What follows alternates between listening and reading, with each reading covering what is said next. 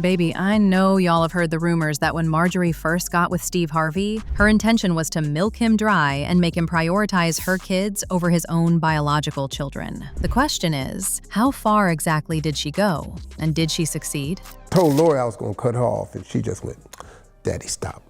That was all she said was, don't play. Because Lori really thinks she's the special one. She really does. Lori, I told Lori I was gonna cut her off because she's making a lot of money right now. And I was gonna cut her off, and she just started laughing.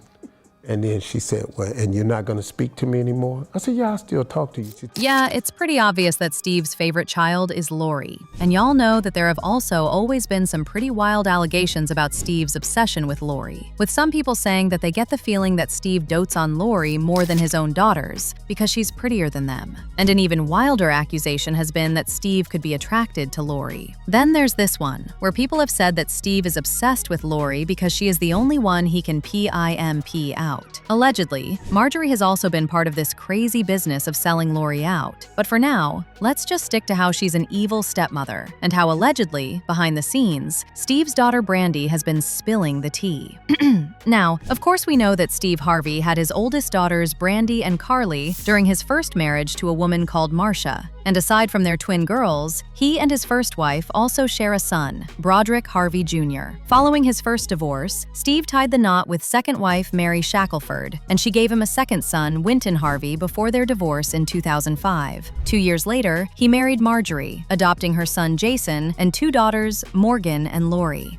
However, for the longest time, Steve has been accused of favoring Marjorie's kids over his own biological kids. And it's all because Marjorie planned and executed everything. I mean, there's already so much out there that has been said about her not truly loving Steve and how she got Steve right where she wanted him, including how much throughout the entire marriage she has been making Steve work hard to maintain her very expensive lifestyle. Here's the thing. Steve first met Marjorie at a Memphis comedy club in 1987, and coincidentally, or maybe she planned it, Marjorie walked in late while he was performing his set and went all the way to the front to take her seat. Of course, Steve was going to notice her walking in late and walking all the way to the front. Now, at this time, Steve was still married to his first wife, Marcia, but do you know what he said when he saw Marjorie? So I came late, I came down front with my girlfriend. Our seats were right here at the front, right by the stage. So we were sitting here, the stage was here. So he's just quiet. He just keeps staring at me. So I'm waiting on him to make me a part of the show so we can get on with the show. So he stayed quiet so long, staring at me. Now everybody in the club is looking at me. And so he finally realized, okay, I gotta say something. He was like, "Oh, I'm sorry. I don't know who this is, but I'm gonna marry her." Well, they didn't start dating when Steve was with his first wife, Marcia, or maybe they did, I don't know. But they definitely had an affair when Steve was still with his second wife, Mary. For those who may not know the background of this previous marriage, Steve met Mary at a mall in Texas in 1989, and when they met, she was working as a makeup artist. In 1996, they tied the knot, and they remained together for nearly a decade. But one of the thorns in their marriage was Marjorie. She definitely knew about Steve's wife when she was having an affair with him, and based on what Mary said, Marjorie positioned herself in such a way that she would be Steve's woman once they got divorced.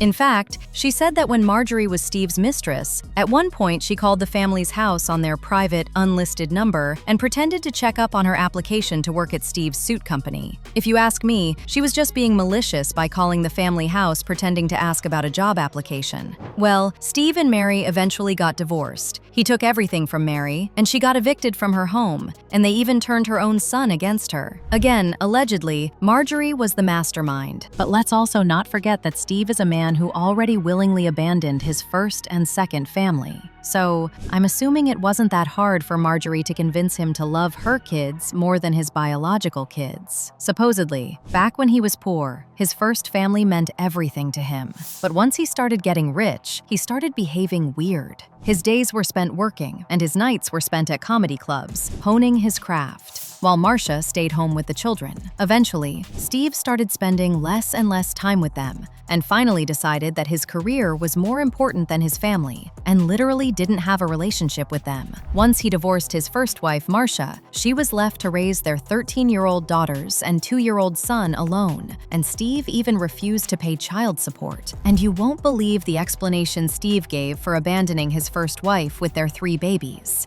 According to him, he was young and stupid. We've had this conversation.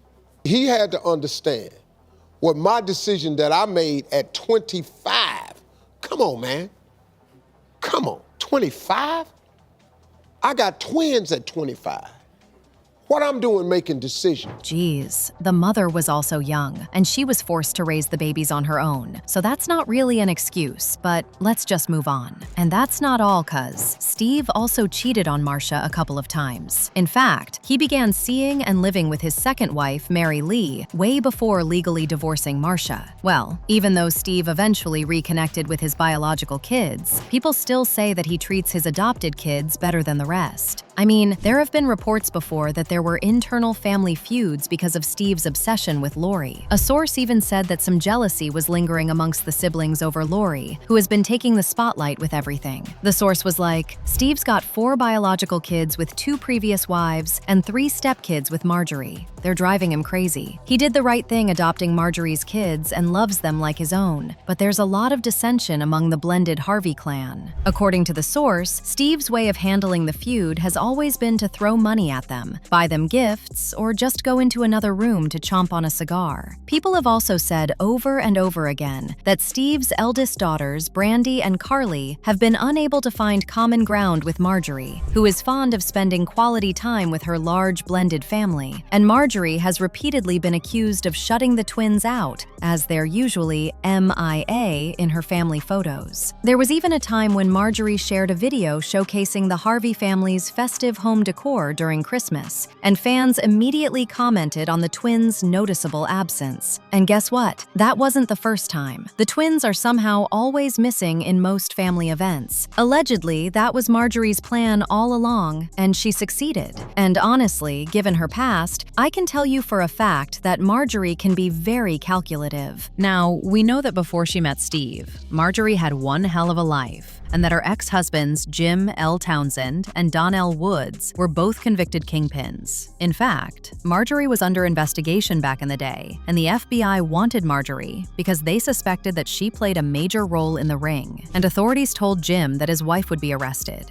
as they believed they had substantial evidence of her own activities. Apparently, Jimmy cut a deal with the FBI to leave Marjorie out of it. He took the fall, due to the fact that Marjorie was 8 months pregnant with their second child, son Jason, and he also said he feared their 5-year-old daughter Morgan would be left without a mother if he didn't take a plea deal. And to think that he did this for Marjorie, only for her to turn her back on him once she met Steve and took his kids, just like they did with Mary's son.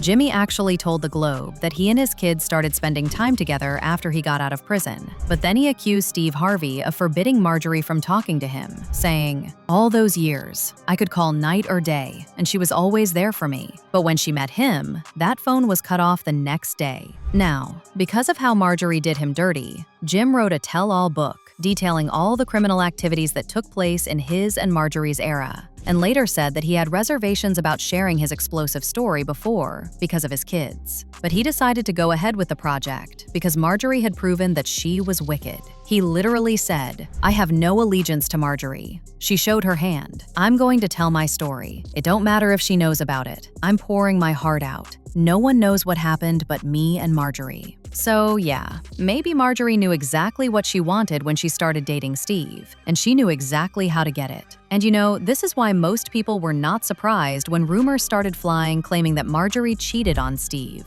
Reports even suggested that she filed for divorce post the incident and demanded $200 million in settlement. Well, they denied the claims, but Marjorie is never beating the allegations that she purposefully alienated Steve's biological kids in favor of her own. And allegedly, Brandi is tired of it. Remember, Brandi and her twin sister Carly were the most vocal opponents of the marriage in 2007, leading to the infamous Mayhem meeting, where they asked Steve to call off the wedding. And maybe now that it's beginning to look like the marriage may break, Brandi doesn't want Marjorie and her kids to end up with everything their dad worked hard for. Personally, I'm just here for the drama, but you let me know whether you believe Marjorie had this evil grand plan from the beginning in the comments section below.